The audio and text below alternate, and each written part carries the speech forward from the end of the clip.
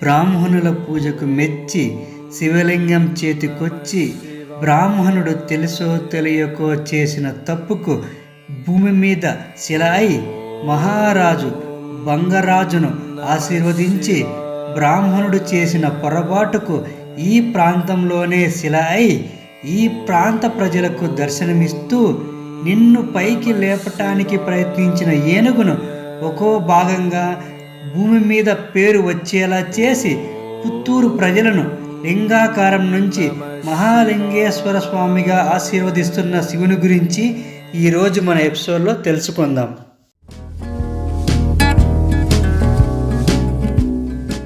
పుత్తూరు శ్రీ మహాలింగేశ్వర ఆలయం 12వ శతాబ్దానికి చెందింది. కర్ణాటక రాష్ట్రం దక్షిణ కన్నడ జిల్లాలో పుత్తూరు ఉంది. పుత్తూరులో శ్రీ మహాలింగేశ్వర దేవాలయం ఉంది. పురాణ కథనం ప్రకారం ఈ ఆలయం యొక్క చరిత్ర దక్షిణ భారతదేశం గుండా 3 బ్రాహ్మణులు స్మర్త కల్ట్ స్థానిక బ్రాహ్మణులు ప్రయాణిస్తూ ఉన్నారు. ఈ 3 శివుని యొక్క గొప్ప భక్తులు.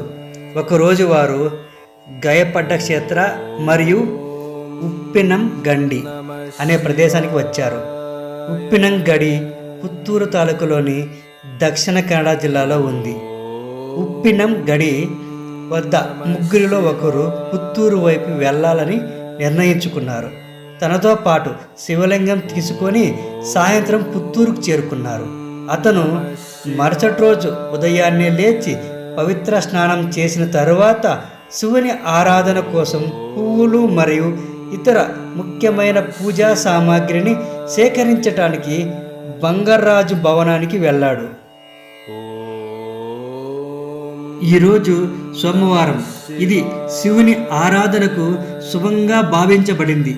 ఆ సమయంలో తన ప్రేమ గల సోదరి యొక్క శ్రమ బాధ గురించి ఆందోళన చెందుతున్న రాజు ఈ బ్రాహ్మణ రాకపై బంగరాజు శ్రద్ధ చూపలేదు. అయితే బంగరాజు మంత్రి బ్రాహ్మణుడి ముఖంలో దైవ ప్రకాశాన్ని చూస్తూ రాజు సమస్యకు సంబంధించి ఒక విజ్ఞప్తి చేశారు.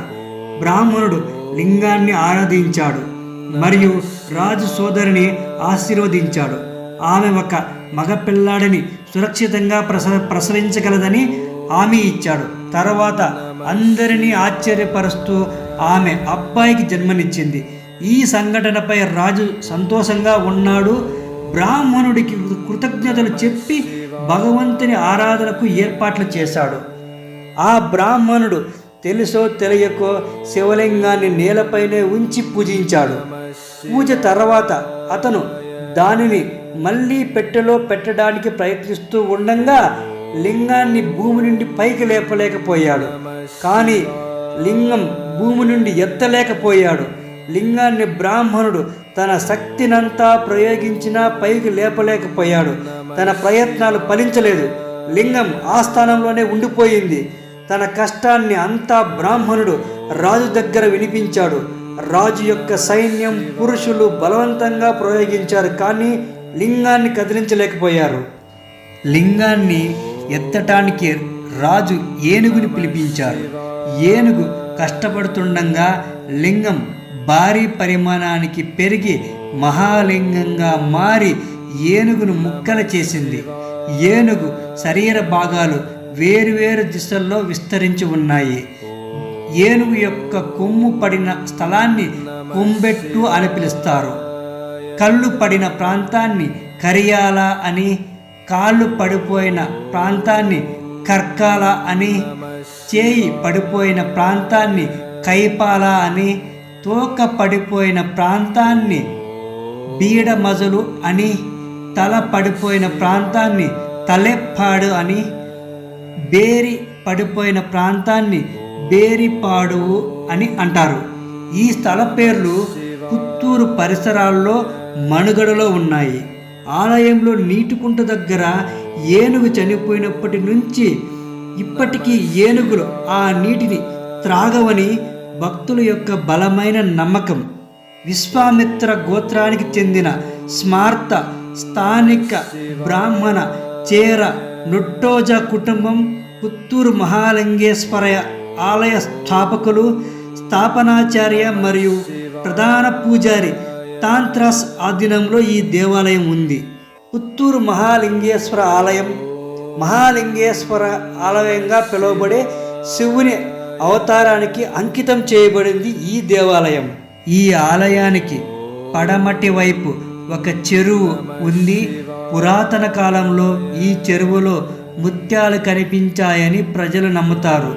ఈ చెరువులో రాతి మెట్లు కూడా ఉన్నాయి. పుత్తూరు మహాలింగేశ్వర ఆలయంలోని ప్రధాన పండగల్లో ఏప్రిల్ నెలలో జరిగే రథోత్సవం.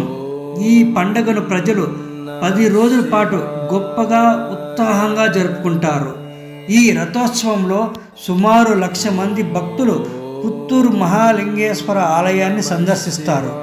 పుత్తూరు మహాలింగేశ్వర ఆలయానికి చెందిన సాంప్రదాయ బ్రాహ్మణ పూజారులు బారేఖేరే కడియాలు కుటుంబానికి చెందిన వారు ఈ పండుగను ఘనంగా నిర్వహిస్తారు.